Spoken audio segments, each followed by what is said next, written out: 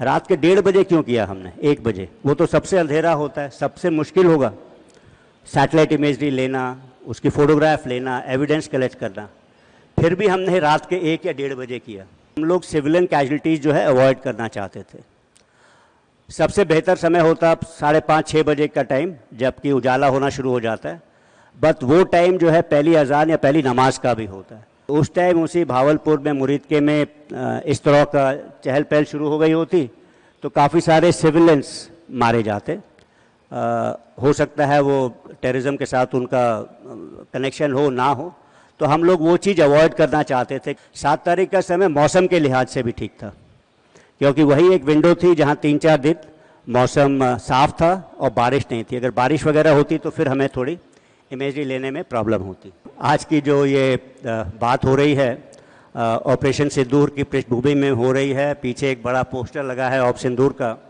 अगर इसके बारे में मैं नहीं कहूँगा तो आप लोग बोलेंगे कि सीडीएस साहब आए और कोई और बात करके चले गए। और सिंस बच्चे हैं यहाँ पे छोटे, तो मैंने 2-4 छोटी छोटी चीज़ें निकाली हैं जो मैं आपसे चर्चा करूँगा या इम्पोर्टेंस उस चीज़ की बात करना चाहूँगा। पहली चीज़ है, बाकी सब आपने पढ़ा हुआ होगा, काफ़ी विश्लेषण हो चुका है, अखबारों में है।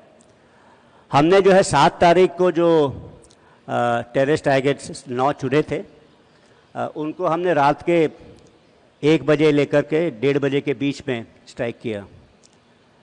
आपको पता है इसके पहले बालाकोट के ऑपरेशन हुए थे, और बालाकोट के ऑपरेशन हम कहते रह गए कि ये हमने मारे हैं, सक्सेसफुल हैं, लेकिन एविडेंस या इस तरह की सैटेलाइट इमेजरी या फोटोग्राफ नहीं थे। लेकिन अब जो हम कर रहे थे, रात के 1:30 बजे क्यों किया हमने? 1 बजे, वो तो सबसे अंधेरा होता है, सबसे मुश्किल होगा सैटेलाइट इमेजरी लेना, उसकी फ़ोटोग्राफ लेना, एविडेंस कलेक्ट करना। फिर भी हमने रात के 1 या 1:30 बजे किया। ऐसा क्यों था? ऐसा 2 कारणों से था। एक तो हमें अपनी क्षमताओं के, अपनी कैपेबिलिटीज़ के ऊपर भरोसा था कि रात में भी करेंगे तो रात में भी उसकी इमेजरी ले सकते हैं। और दूसरा इंपॉर्टेंट चीज़ ये थी कि हम लोग सिविलियन कैजुअलिटीज़ जो है अवॉइड करना चाहते थे। सबसे बेहतर समय होता 5:30-6 बजे का टाइम, जबकि उजाला होना शुरू हो जाता है। बट वो टाइम जो है पहली अजान या पहली नमाज का भी होता है। तो उस टाइम उसी भावलपुर में मुरीदके में इस तरह का चहल पहल शुरू हो गई होती तो काफ़ी सारे सिविलियंस मारे जाते।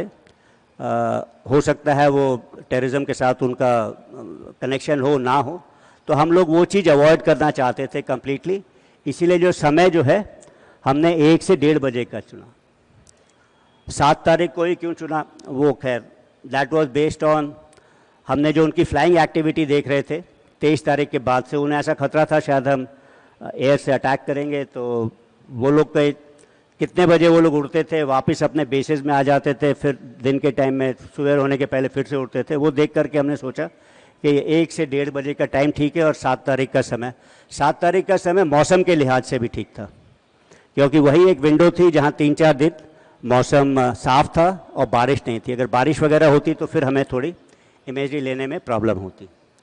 तो ये एक चीज़ मैं बताना चाहता हूँ। आपको ऐसा लगेगा, जो हमने नॉर्मली पढ़ा है कि आर्मी ने 7 टारगेट्स को एंगेज किया और एयरफोर्स ने 2 टारगेट्स को एंगेज किया। मेरे ख्याल से शायद काफ़ी कम लोग को पता है कि नेवी भी इन्वॉल्व थी इसमें। नेवी जो है उनके पास भी ऐसी क्षमताएं थी कि वो लंबी दूरी तक लॉयटर एमिनेशन से प्रहार कर सके। और S-400 और S-120 उनके पास ऐसे 2 हथियार थे उन्होंने जो लिए हुए थे, जिसका पता हम लोग को पता था IDS ने। तो फिर ये मैंने नेवी और एयरफोर्स को ऑफ़र किए, तो उन्होंने नेवी के मार्कोस, नेवी के जवान जो कमांडो हैं वो JNK और पंजाब में डिप्लॉय हुए, तो ये चीज़ भी इस्तेमाल की गई। तो इसके जो नेवी ने जो अरेबियन सी में जो किया उसके अलावा तो नेवी की भी हथियार और जवान इस्तेमाल किए गए, और उन्होंने भी एटलीस्ट आर्मी के टारगेट्स में बड़े सटीक तरीके से अपना वेपन्स का इस्तेमाल किया और एग्जाम्पल दिया। तीसरी चीज़ जो है मैं ये बताना चाहता था कि जब उड़ी का हमला हुआ था तो हम लोग ज़मीनी रास्ते से गए थे, और जब बालाकोट का हुआ था तो एयरफोर्स के लार्ज स्ट्राइक पैकेज करीब 50 हवाई जहाज, डिसेप्शन के लिए 50 का स्ट्राइक पैकेज गया था। अगर हम यही चीज़ करते दोबारा तो फिर सक्सेस उतनी नहीं मिलती, क्योंकि किसी भी मिलिट्री ऑपरेशंस में नवीनता लानी ज़रूरत है, मतलब सरप्राइज़ होना बहुत ज़रूरी है। अगर ये नहीं होगा, और ये कठिन भी है, हर एक रणनीति जो है नई होनी चाहिए हर एक बार आपकी। तो इस बार हम लोग ने सोचा था कि लॉयटर एम्युनिशन और ड्रोन्स का इस्तेमाल ज़्यादा किया जाएगा। ये क्षमता जो है हमने आखिर एक्वायर करनी शुरू की थी अज़रबैजान और आर्मेनिया की लड़ाई के बाद में। तो इसका इस्तेमाल किया, क्योंकि ये एयर तो इस्तेमाल करता है बट लोअर एयर स्पेस है, काफ़ी नीचे चलता है और काफ़ी 30-40 किलोमीटर तक सटीक निशाने लगा सकते हैं ये वाले हथियार। और हमें पता था कि पाकिस्तान के पास इस तरह की क्षमता नहीं है जो इस तरह को जैम कर पाएँ या उसको डाउन कर पाएँ, तो हम लोग ने बाकी प्लानिंग के साथ में इनका इस्तेमाल किया। एक ही चीज़ है कि हमेशा हम लोग कोई जब टारगेट का एनालिसिस करते हैं, या पॉलिटिकल एम पूरा होना चाहिए मिलिट्री एप्लीकेशन ऑफ फोर्स से भी, मतलब आफ्टर ऑल हम लोग मिलिट्री का फोर्स क्यों इस्तेमाल कर रहे हैं, एक पॉलिटिकल ऑब्जेक्टिव के कारण। तो पॉलिटिकल ऑब्जेक्टिव सुप्रीम होता है, तो ये लॉयटर एम्युनिशन वगैरह करने से भी क्या हमारे पॉलिटिकल ऑब्जेक्टिव्स पूरे हो रहे थे।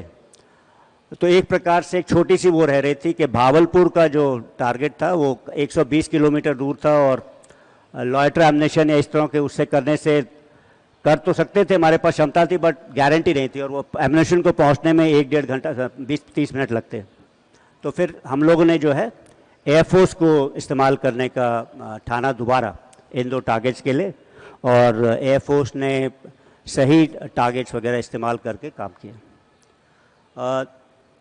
आखिरी चीज़ ये बताना चाहूँगा कि ये प्रिसिशन स्ट्राइक्स जो हमने की इतनी लंबी दूरी में 100-150 कभी 30 किलोमीटर में, इतनी छोटे से इलाके में घर के ऊपर इस चीज़ को गिरा देना, मतलब इट्स कभी कभी लगता है कि ये एकदम नामुमकिन काइंड की चीज़ है। रात के अंधेरे में आप यहाँ से कोई चीज़ कर रहे हो जो 30 किलोमीटर दूर जाएगी और इस मंच के ऊपर यहीं पे गिरेगी बिल्डिंग के सेंटर में, जो कि जितने भी JNK के अंदर टारगेट्स थे जो आर्मी ने एंगेज किए, जैसे इनके एयरफोर्स के भी टारगेट, सभी जगह जो है सटीक निशान लगा।